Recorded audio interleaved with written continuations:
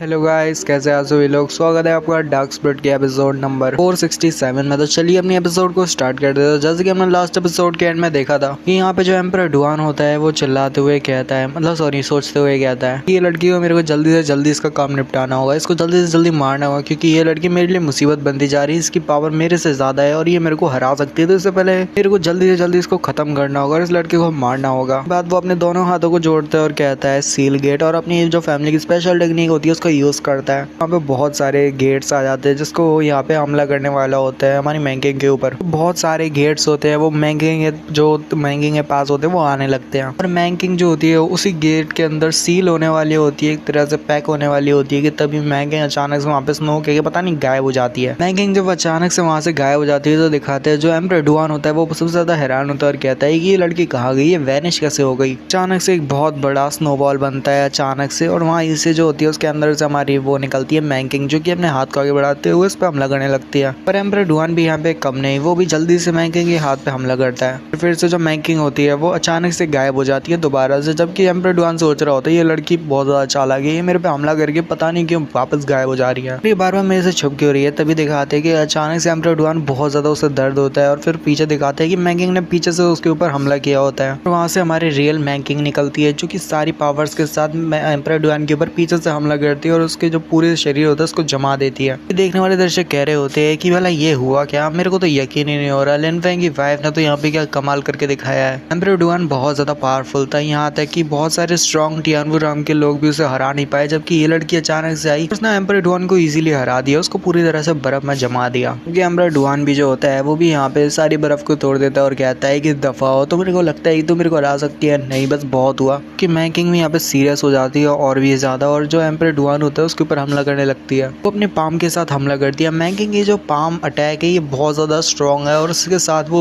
Twist करते हुए उसके ऊपर पाम से हमला करती है, इससे जो एम्परर डुआन होता है बहुत ज्यादा पीछे की तरफ गिरता हुआ जाता है और बहुत ज्यादा उसे दर्द होता है। वहीं पे थोड़ी ब्रेक लेते हुए खांसता है और कहता है कि ये लड़की आखिर है क्या चीज, पता नहीं ये कौन सी मिट्टी से बनी है, इतनी स्ट्रॉन्ग कैसे है। ऊपर से इसकी जो ठंड है ये मेरी पूरी बॉडी के अंदर घुसती जा रही है, ऐसा लगता है जैसे इसने स्नो के अंदर ही पॉइजन छुपा दिया। इतना मेरा बॉडी मेरा साथ नहीं दे पा रही ठीक से, अभी इस ठंड की वजह से जो ये ठंड रिलीज कर रही है। क्योंकि जो एम्परर डुआन होता है जब उसकी चड्डी फटने लगती है और यहाँ पे जो हमारी मैंकिंग होती है उसे बहुत ज्यादा नुकसान पहुंचा देती है, तो हमारा जो एम्परर डुआन होता है वो जल्दी पीछे की तरफ चिल्लाता है और कहता है कि हे तुम लोगों ने वहाँ चूड़ियां पहनी है क्या, मेरी हेल्प क्यों नहीं करते। अचानक से यहाँ पे एम्परर डुआन के साथी निकलते हैं, जो कि पहला तो आप जानती हो जो कि किलर था, जो कि लिन फेंग को मारने के लिए आया था, उसका नाम टाई शू कॉन्ग होता है। दूसरा वाला जो होता है वो भी यूमो का आप मास्टर कह सकते हो, फादर कह सकते हो, दोनों की शक्ल एक जैसी है तो मैं इसको फादर ही कहूँगा यूमो का। फिलहाल के लिए हम मास्टर ही लेके चलते हैं। तो वहाँ पे यूमो का मास्टर होता है जिसको लिन फेंग से बदला लेना होता है, तो वो भी यहाँ पे मिला हुआ होता है। साथ ही डुआन वुडाओ के साथ एक बंदा आया था जेड एम्परर क्लैन से, उसकी कंपनी देने के लिए उसके साथ आया था, तो ये बंदे की भी मिली भगत होती है, तो ये भी मिला ही होता है एक तरह से बोले तो। वहाँ पे दिखाते हैं मैंकिंग के सामने चार लोग होते हैं। एक बंदा कह रहा होता है जरा देखो कैसे यहाँ पे ये लोग बेशरम है, जरा देखो वो 4 लोग हैं और उनके सामने एक लड़की है, उन्हें तो शर्म भी नहीं है। कि एम्परर डुआन इतना बेशरम होता है, वो यहाँ पे हंसते हुए कहता है हाँ देखा तुमने, हम यहाँ पे 4 लोग हैं जो कि हेवनली मार्शल एक्सपर्ट है, तुम्हें क्या लगता है कि तुम हम चारों लोगों को एक साथ हरा दोगी। नहीं, क्योंकि लिन फेंग मदर कहती है कि तुम कितने बेशरम हो, क्या तुम्हें शर्म नहीं आती कि एक लड़की भला तुम चारों का सामना कैसे करेगी, तुम बेशरम हो तुम सभी लोग। कि एम्परर डुआन जो होता है ये सब डुआन वुडाओ से करने के लिए कहता है कि डुआन वुडाओ चलो अपना काम करो, मैं तुम पे ये सब छोड़ता हूँ। डुआन वुडाओ कहता है कि ठीक है जो सब कहते हो। फिर जो वुडाओ होता है बड़ी तेजी के साथ आगे बढ़ता है और कहता है कि क्योंकि मेरे को यहाँ पे ये काम मिला है तो मैं तो उसको परफेक्शन के साथ करूंगा, तो याद रखो कि आज तुम लोग सभी लोग मेरे हाथों से मरने वाले हो। तभी एक बंदे को दिखाते हैं जो कि यहाँ पे थोड़ा सा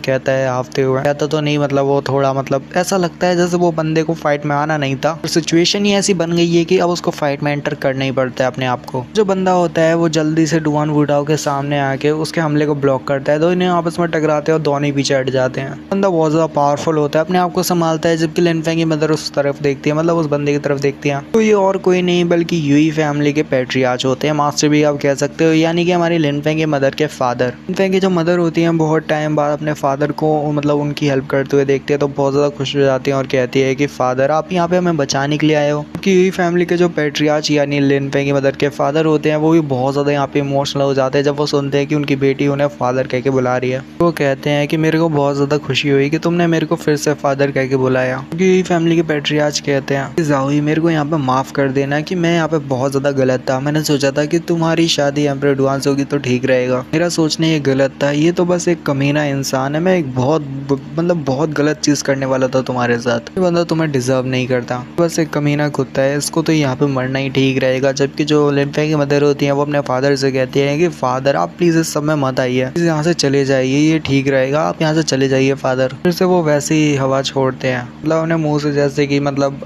ऐसा ही हो कि वो यहाँ पे बताना चाहते हैं कि वो अपनी डॉटर से कितना ज़्यादा प्यार करते हैं, पर डॉटर समझ ही नहीं रही। फिर वो कहते हैं कि भला ज़रा मेरे को बताओ कि ऐसा कौन फादर होगा जो कि अपनी बेटी को अपने आंखों के सामने मरते हुए देखेगा और पीठ पीछे करके भाग जाएगा। मैं मेरी आंखों के सामने मेरी डॉटर को मरते हुए तो बिल्कुल नहीं देख सकता, क्योंकि मेरी डॉटर ने मेरे को फादर कहा है। लिनफेंग की मदर होती है बहुत ज़्यादा उदास होती हैं और रोने लगती हैं और फादर कह रही होती हैं। डुआन बूढ़ा हंसते हुए कहता है ये तो कमाल है, ज़रा देखो तो इतने सारे फैमिली मेंबर यहाँ पे मिलते जा रहे, इकट्ठे होते जा रहे, मज़ा आ रहा है भाई। चलो अब तुम भी यहाँ पे मरने के लिए आ गए हो तो ठीक है, तुम भी इन सबके साथ ही मरोगे। फिर से वो अपनी ओवर बिहेयरिंग किंग फीस्ट का यूज़ करता है, जो कि उसने टूर्नामेंट में भी यूज़ की थी लिनफेंग के खिलाफ। नहीं, बाकी जो दर्शक होते हैं उनको तो बस यहाँ पे लिनफेंग के मतलब वो मैंकिंग की जो होती है मतलब बहुत ज़्यादा वो होते हैं। मैंकिंग जो है वो पता नहीं वो कैसे सर्वाइव करेगी। मेरे को तो लग रहा है कि वो मरने वाली है। ऐसे करके लोग उसके बारे में बात कर रहे होते हैं कि वो अकेले यहाँ पे 4 लोगों के साथ फाइट कर रही है। लिनफेंग की वाइफ तो बहुत ज़्यादा बड़ी मुसीबत में, पर ज़रा देखो तो लिनफेंग यहाँ पे आया तक नहीं है। लिनफेंग को यहाँ पे होना चाहिए था जिससे वो अपनी वाइफ को प्रोटेक्ट कर सके। यहाँ पे 4 हेवनली मार्शल आर्टिस्ट हैं। लिनफेंग की वाइफ जो है वो पूरी तरह से सप्रेस कर दी गई है वो 4 लोगों द्वारा। उन लोगों ने उसकी बहुत ज़्यादा पावर्स को कंज्यूम कर लिया बार-बार उसके साथ फाइट करके, और एम्परर डुआन ने भी उसकी काफ़ी सारी एनर्जी को वेस्ट कर दिया है। दूसरा वाला कहता है हाँ तुमने ठीक कहा, लगता है नहीं कि वो ज़्यादा टाइम तक फाइट कर पाएगी। जबकि जो बंदा जो कि जेड एम्परर क्लैन से होता है वो चिल्लाते हुए कहता है कि इस लड़की की जान तो हमारा जेड एम्परर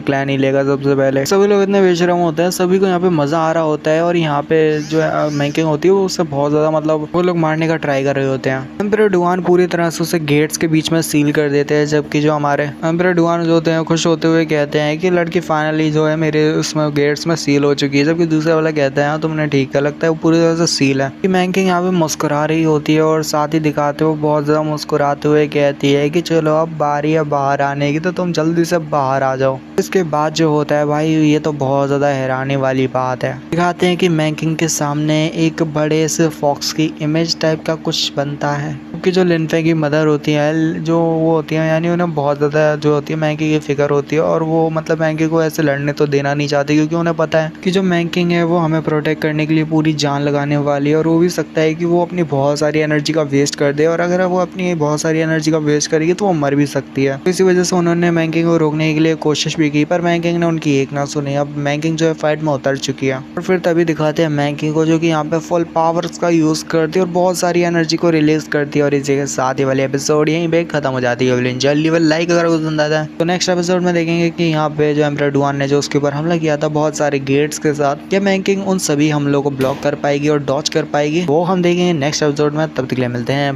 बाय।